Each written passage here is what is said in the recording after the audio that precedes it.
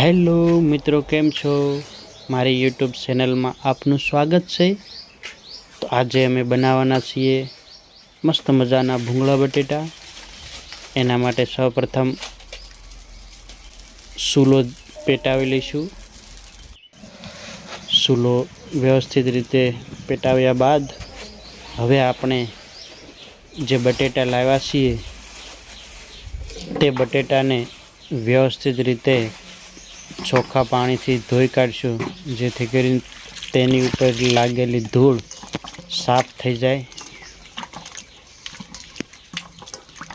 બટેટાને વ્યવસ્થિત ધોયા બાદ આપણે તેને એક નાની તપેલીમાં લઈ લઈશું। વ્યવસ્થિત રીતે તપેલીમાં લીધા બાદ આપણે એમાં 2 થી 3 ગ્લાસ પાણી ઉમેરીશું। પાણી ઉમેર્યા બાદ આપણે એમાં સ્વાદ અનુસાર થોડુંક મીઠું ઉમેરીશું। ત્યારબાદ આપણે એને વ્યવસ્થિત રીતે ચૂલા ઉપર બટેટાને બાફવા મૂકી દઈશું। વ્યવસ્થિત રીતે ઢાંકી અને રાખીશું।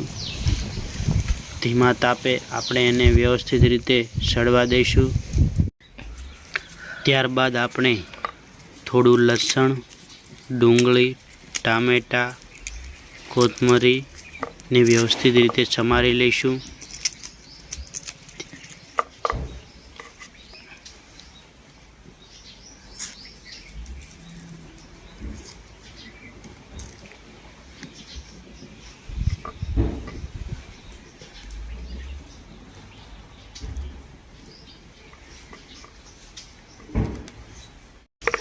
લસણ વ્યવસ્થિત રીતે ફોલાઈ ગયા બાદ આપણે એને એક વાટકીમાં એક બાજુ લઈ લઈશું અને ત્યારબાદ આપણે ટમેટાને સમારી લઈશું।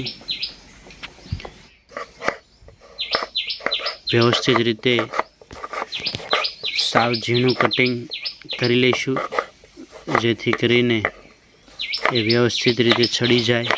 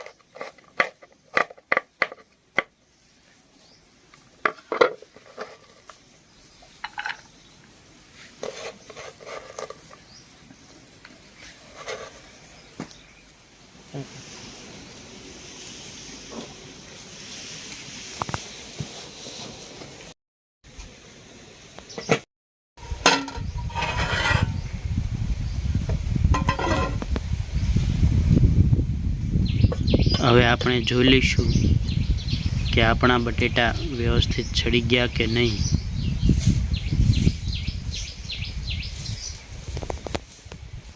મિત્રો, આપણા બટેટા વ્યવસ્થિત બફાઈ ગયા છે, એટલે આપણે એને ચૂલા ઉપરથી એક બાજુ નીચે ઉતારી લઈશું।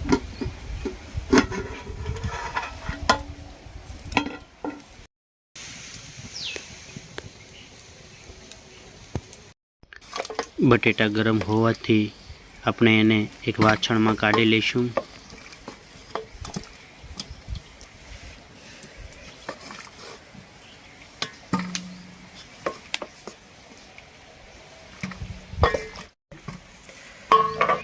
મિત્રો, આપણા બાફેલા બટેટા તૈયાર થઈ ગયા છે।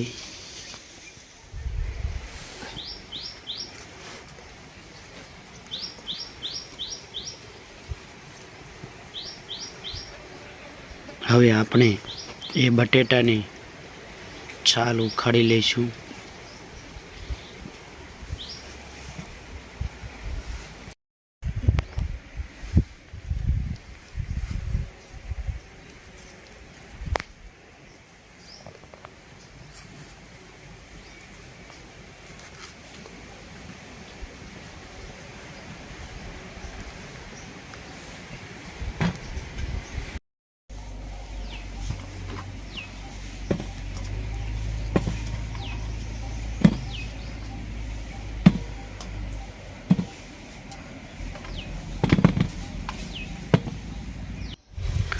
આપણા બટેટા થોડાક મોટા હોવાથી આપણે એને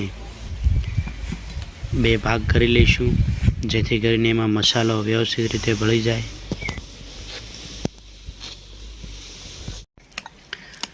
બટેટાનો વ્યવસ્થિત સ્વાદ આવે એટલા માટે મિત્રો આપણે મરચાં, આદુ ને લસણની વ્યવસ્થિત રીતે પેસ્ટ બનાવી લઈશું.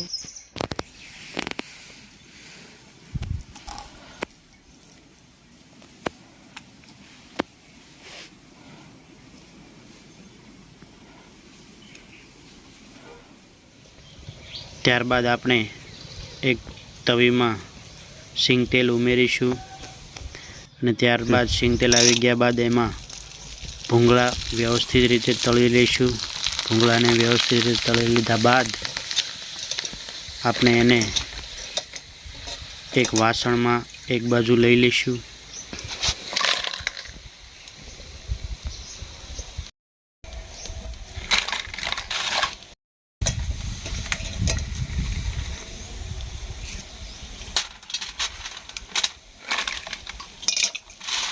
આ મારું આ તારું કરવાનું તું રહેવા દે, આ મારું આ તારું કરવાનું તું રહેવા દે, માણસ થા પણ સ્વાર્થી બનવાનું તું રહેવા દે.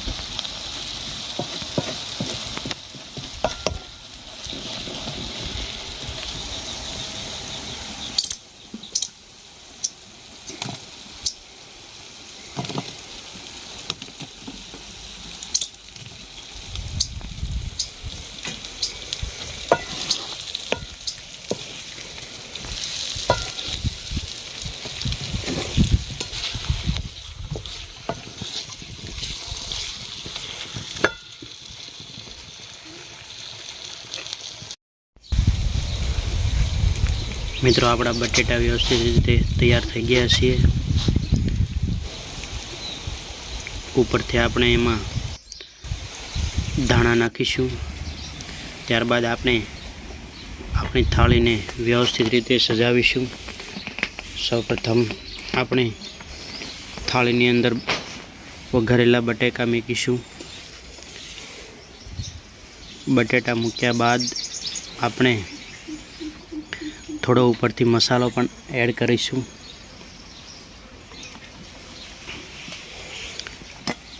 ત્યારબાદ મિત્રો ઉપર થોડી કોથમરી નાખીશું। ઉપરથી થોડા સિંગના દાણા પણ નાખીશું અને ત્યારબાદ સિંગના દાણા નાખ્યા બાદ આપણે થોડા દાડમના દાણા પણ નાખીશું, જેથી કરીને આપણા બટેટાનો સ્વાદ ખૂબ સરસ આવે।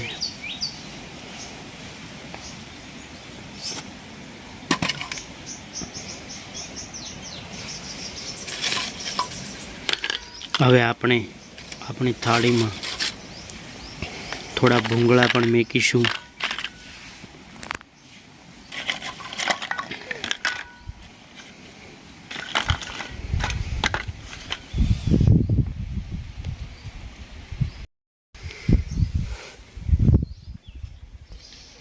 વાલીને વાલી છાશ વગર તો આપણું ભાણું ખરેખર અધૂરું હોય છે। એટલા માટે આપણે ભૂંગળા બટેટાની સાથે સાથે એક ગ્લાસ દેશી છાશ પણ મૂકીશું। જો મિત્રો સુંદર મજાનું આપણું ભાણું તૈયાર થઈ ગયું છે, તો આપણે શરૂ કરવા જઈ રહ્યા છીએ। તો જોડાઈ જાઓ મિત્રો મારી સાથે ભૂંગળા બટેટાની મોજ લેવા। સૌપ્રથમ મારા દર્શક મિત્રોને નામ। મિત્રો અમારો વિડીયો આપને કેવો લાગ્યો ખાસ કરીને કોમેન્ટ કરજો। લાઈક, શેર અને સબસ્ક્રાઈબ કરવા વિનંતી, જેથી કરીને દરેક વિડીયોની નોટિફિકેશન આપને મળતી રહે। આપનો ખૂબ ખૂબ આભાર।